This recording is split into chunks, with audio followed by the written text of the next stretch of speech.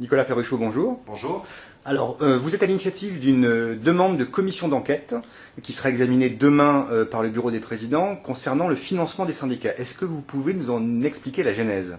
D'abord, vous savez qu'il y a eu une loi récente, la loi de 2008 sur la démocratie sociale et la représentativité, qui dit que les syndicats ont l'obligation, depuis cette année, depuis 2011, de déposer des comptes, des bilans, comptes de résultats et d'avoir des comptes certifiés par un commissaire aux comptes. Ça a été une étape intéressante, mais je trouve qu'on n'est pas allé assez loin. Il y a beaucoup d'opacité autour du financement des syndicats aujourd'hui. Il y a très peu d'éléments à la disposition des parlementaires, des députés. Moi, je siège à la commission des finances, j'ai beaucoup de difficultés à obtenir des éléments concrets. Je crois qu'il est temps qu'on puisse, au travers d'une commission d'enquête, qui est un outil qui permet d'aller assez loin dans l'investigation, et bien de connaître exactement la réalité du financement des syndicats dans notre pays.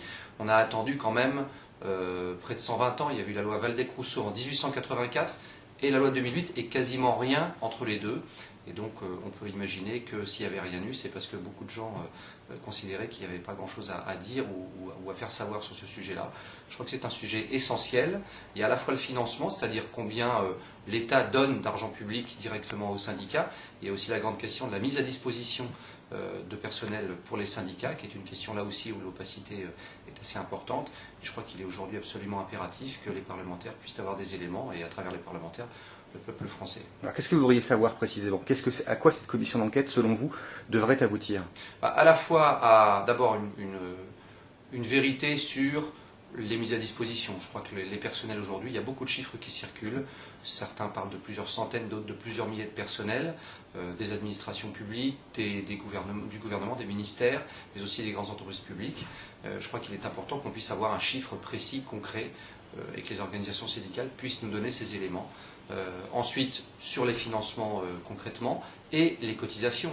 On est dans un pays où, a priori, les cotisations représenteraient à peine 200 millions d'euros, quand on voit qu'en Italie, en Allemagne ou en Angleterre, c'est plus d'1 milliard d'euros que rapportent les cotisations.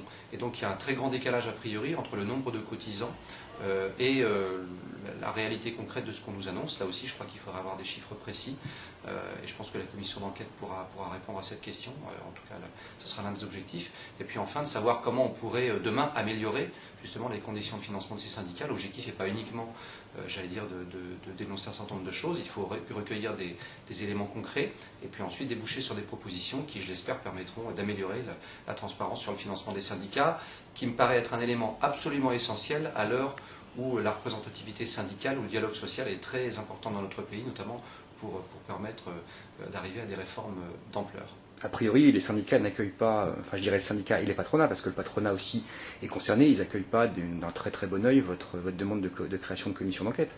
Écoutez, vous savez, si ça leur déplaît, c'est dommage. Je crois que c'est dommage et dommageable, mais c'est le rôle d'un parlementaire, dans ce rôle de contrôleur des finances publiques, que d'avoir des éléments précis sur ce sujet. Or, sincèrement, j'ai déjà pas mal cherché, il n'existe quasiment rien sur ce sujet-là, et ça me paraît pas de nature en tout cas à faire en sorte que les relations entre les parlementaires, le Parlement, la représentation du peuple et les représentants syndicaux soient exemplaires. Alors vous me disiez hier au téléphone que la finalité de tout ça, c'est aussi que les syndicats touchent des subsides, des subventions publiques, et que comme toute personne morale recevant des subsides publics, elle doit rendre des comptes. Oui, ce qui était très étonnant, si vous voulez, c'est qu'on ait dû attendre la loi de 2008 et l'année 2011. Je rappelle quand même que le décret a mis un peu de temps à sortir pour ce qui est de la certification et de la publication des comptes, donc il y avait encore des blocages.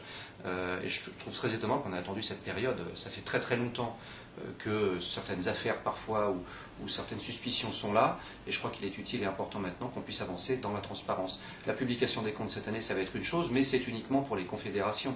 Il y a beaucoup d'autres éléments qui vont... Les fédérations en fin d'année, les unions régionales et départementales l'année prochaine. On y va quand même assez lentement, et je crois qu'il est... Trop lentement ? Écoutez, je sais pas, on a attendu très longtemps quand même. Le Parlement a été très patient sur ces questions-là, et je crois qu'aujourd'hui il est temps qu'on puisse avoir beaucoup plus de transparence, et surtout que les syndicats puissent être considérés comme des acteurs à part entière de l'action publique. Alors si la création de cette commission d'enquête est décidée demain, quel est votre timing? Quel sera votre timing? Écoutez, je crois qu'il faut, vous savez, une bonne commission d'enquête en général travaille à peu près un semestre, 6 mois. Il y aura sans doute beaucoup d'auditions, j'en ai prévu et j'en proposerai à la commission un certain nombre, et j'espère qu'on aura le temps de travailler. L'objectif serait que d'ici la fin de l'année, on est déjà bien avancé pour qu'on puisse avoir peut-être un rapport au début de l'année prochaine et des conclusions qui permettraient éventuellement, si c'était le cas en tout cas, des modifications législatives. Très bien. Nicolas Perruchot, merci d'avoir répondu aux questions des Dessous du social. Merci à vous.